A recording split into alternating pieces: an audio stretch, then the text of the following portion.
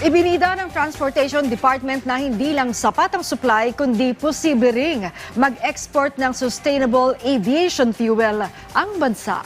Yan at iba pa sa Express Balita ni Patrick De Jesus. Nangunguna ang Pilipinas sa paggamit at produksyon ng Sustainable Aviation Fuel o SAF gamit ang yaman nitong agricultural waste feedstock. Ayon sa Department of Transportation, bukod sa sapat ng supply, posible pang mag-export nito ang Pilipinas. Sa SAF forum na ginanap sa bansa, nakipagtulungan ng DOTR sa global aerospace giant na Boeing upang mapabilis ang aviation decarbonization. Ayon sa eksperto, kayang bawasan ng SAF ng hanggang 80% ang carbon emissions kumpara sa tradisyonal na jet fuel.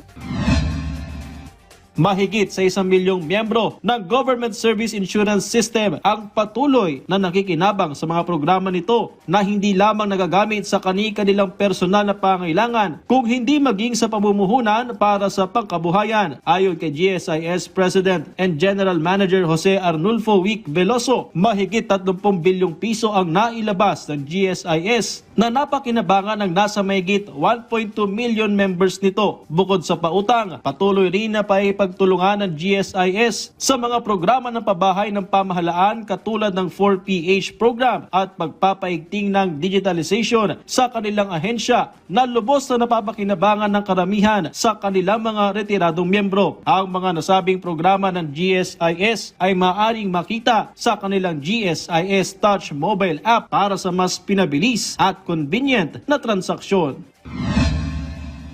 76% ng Pilipino ang kontento sa accomplishment ng Armed Forces of the Philippines o AFP base sa tugon ng masa survey ng Okta Research. Isinagawa ito noong November 10 hanggang 16, 2024 kung saan may 1,200 na respondents. Nagpasalamat ang AFP sa suporta ng mga Pilipino at kanilang ipinangako ang patuloy na serbisyong may integridad, professionalism at pagpapalakas ng ugnayan sa publiko.